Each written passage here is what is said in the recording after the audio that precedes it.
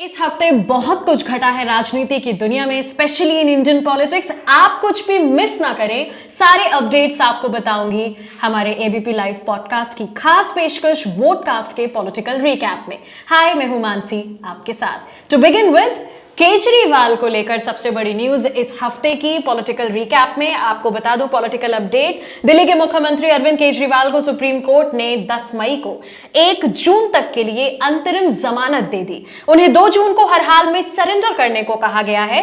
केजरीवाल दिल्ली शराब नीति मामले में 40 दिन से तिहाड़ जेल में बंद है, यानी कि 1 अप्रैल से वो तिहाड़ जेल में बंद है। अदालत ने दोपहर 2 बजे 10 मई को एक लाइन में फैसला सुनाया और 10 मई की शाम तक वो जेल से बाहर आ जाएंगे।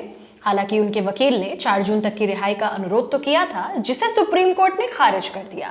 कोर्ट ने कहा कि चुनावी प्रक्रिया 1 जून को खत्म हो जाएगी।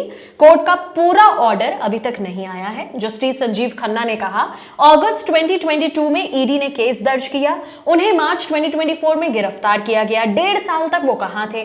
गिरफ्तारी बाद में या पहले भी हो सकती थी। 22 दिन इधर या उधर से कोई फर्क नहीं पड़ना चाहिए। ईडी का कहना था कि चुनाव प्रचार जमानत का आधार नहीं हो सकता, क्योंकि केजरीवाल को चुनाव प्रचार इस रीजन के लिए ही अंतरिम जमानत दी गई है। ईडी का कहना था कि चुनाव प्रचार कोई मौलिक या कानूनी अधिकार नहीं हो सकता जिसके लिए आप जमानत दें। ईडी ने यह भी कहा था कि जमानत देने से एक गलत मिसाल कायम हो सकती है। आपको बता दें, केजरीवाल शराब नीति केस पर बात नहीं कर सकेंगे। चुनाव प्रचार करने पर बैन नहीं है। 2 जून को सरेंडर करना होगा, यही कुछ नियम और शर्तें हैं। साथ में वो चूंकि सीएम हैं दिल्ली के, लेकिन अगर वो अंतरिम जमानत पर हैं तो वो एक तो ऑफिस नहीं जाएंगे अपने ड्यूटी के, और कोई भी हस्ताक्षर नहीं करेंगे किसी ऑफिशियल कागज पर, यह भी शर्त रखी गई है। चलिए आगे बढ़ते हैं। अगली पॉलिटिकल अपडेट आपको बताते हैं इस हफ्ते की। हरियाणा में पॉलिटिकल क्राइसिस जो हुआ। हरियाणा की सैनी सरकार से 2 दिन पहले 3 निर्दलीय विधायकों के समर्थन वापस लिए थे।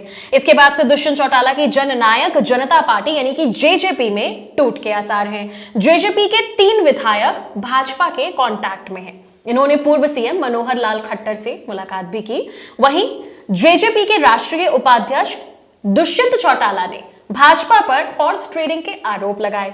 उन्होंने राज्य में राष्ट्रपति शासन लगाने की भी मांग की। वहीं कांग्रेस नेता और पूर्व सीएम भूपेंद्र सिंह हुड्डा ने राज्यपाल से मुलाकात का समय मांगा। दुष्यंत ने फ्लोर टेस्ट की भी डिमांड की है। दुष्यंत चौटाला ने राज्यपाल को लेटर लिखकर फ्लोर टेस्ट की मांग की। आपको बता दें, हरियाणा की 90 सदस्यीय विधानसभा में अभी 88 विधायक हैं। ऐसे में बहुमत का आंकड़ा 45 है। सरकार के पास 43 विधायकों का सपोर्ट है। इनमें 40 भाजपा के, 2 निर्दलीय, 1 हलोपा विधायक है। बहुमत के लिए 2 और विधायकों की जरूरत है। चलिए आगे बढ़ते हैं। पॉलिटिकल रिकैप की अगली पॉलिटिकल अपडेट आपको बताते हैं। मायावती ने तीसरे फेज की वोटिंग के बाद मंगलवार रात, इस हफ्ते मंगलवार रात 9:30 बजे आकाश आनंद से पार्टी की सभी जिम्मेदारियां छीन ली।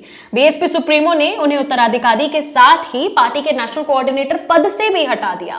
उन्होंने एक्स पर लिखा कि बहन जी, आपका आदेश सिर माथे पर। आपके संघर्षों की वजह से हमारे समाज को एक राजनीतिक ताकत मिली है। अपने समाज के लिए मैं अपनी अंतिम सांस तक लड़ता रहूंगा। अगली पॉलिटिकल अपडेट में बात कर लेते हैं चुनावी भाषणों की। पीएम मोदी ने तेलंगाना और आंध्र प्रदेश में जनसभाएं की। तेलंगाना के करीमनगर में उन्होंने कहा कि पिछले 5 साल से कांग्रेस के शहजादे यानी कि राहुल गांधी दिन रात एक ही माला जपते थे, लेकिन जब से चुनाव घोषित हुए हैं, इन्होंने अडानी अंबानी को गाली देना बंद कर दिया है। क्या अडानी अंबानी से टेम्पो भरकर माल उन तक पहुंचा है? इसके जवाब में राहुल गांधी ने कहा, मोदी जी, अडानी अंबानी आपको टेम्पो में भरकर पैसे देते थे क्या? ये आपका पर्सनल एक्सपीरियंस है। राहुल गांधी ने कहा, मोदी जी एक काम कीजिए, सीबीआई ईडी को इनके पास भेजिए, पूरी जांच कराइए, इंक्वायरी कराइए, घबराइए मत।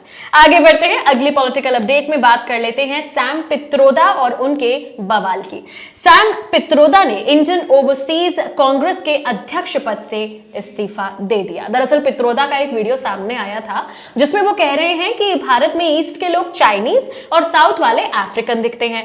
बयान देने के कुछ देर बाद कांग्रेस ने तो इससे किनारा कर लिया। इससे पहले पित्रोदा पित्रोदा ने इनहेरिटेंस टैक्स का मुद्दा भी उठाया था, जिससे भी कांग्रेस ने खुद को अलग कर लिया था। प्रधानमंत्री नरेंद्र मोदी ने तेलंगाना के वारंगल में पित्रोदा के बयान पर निशाना साधा था। उन्होंने कहा था कि शहजादे के फिलोसोफर ने चमड़ी के आधार पर देशवासियों का अपमान किया, गाली दी।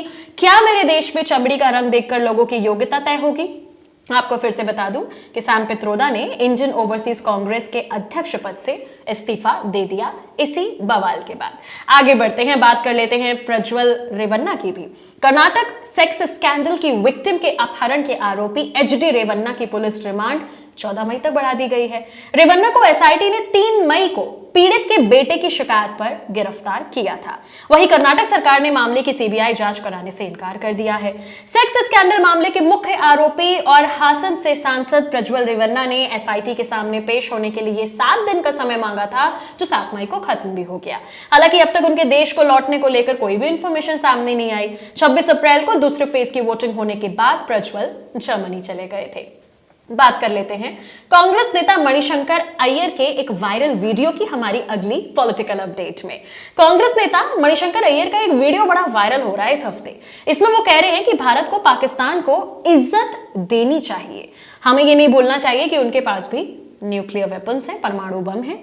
कोई सिरफिरा आया तो हम पर इसका इस्तेमाल कर सकता है। 15 अप्रैल को एक सोशल मीडिया चैनल को दिए इंटरव्यू में अय्यर ने कहा था, मुझे यह समझ नहीं आता कि नरेंद्र मोदी सरकार ये क्यों कहती है कि हम पाकिस्तान से बात नहीं करेंगे, क्योंकि वहां आतंकवाद है। यह समझना जरूरी है कि आतंकवाद को खत्म करने के लिए चर्चा बहुत जरूरी है, वरना पाकिस्तान सोचेगा कि भारत अहंकार के साथ हमें दुनिया में छोटा दिखा रहा है। ऐसे में पाकिस्तान में कोई भी पागल इस बम का इस्तेमाल भारत पर कर सकता है। अय्यर के इस बयान से कांग्रेस ने तो किनारा कर लिया है। पवन खेड़ा ने कहा, अय्यर के बयान से कांग्रेस पार्टी पूरी तरह असहमत है। अय्यर किसी भी तरीके से पार्टी के लिए नहीं बोलते हैं। वीडियो को भाजपा ने फैलाया है, जिससे प्रधानमंत्री मोदी की गलतियों से ध्यान भटकाया जा सके, ऐसा उन्होंने कहा।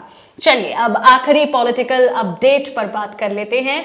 भाई 7 मई को तो तीसरे फेज की वोटिंग हुई थी, क्या कुछ रहा ये भी आपको जाते जाते इस पॉलिटिकल रिकैप में बता देते हैं। 10 राज्यों और एक केंद्र शासित प्रदेश की 93 लोकसभा सीटों पर मंगलवार 7 मई को वोटिंग हुई। 67.9% वोटिंग हुई। ये आंकड़े बुधवार सुबह 5 बजे तक के हैं।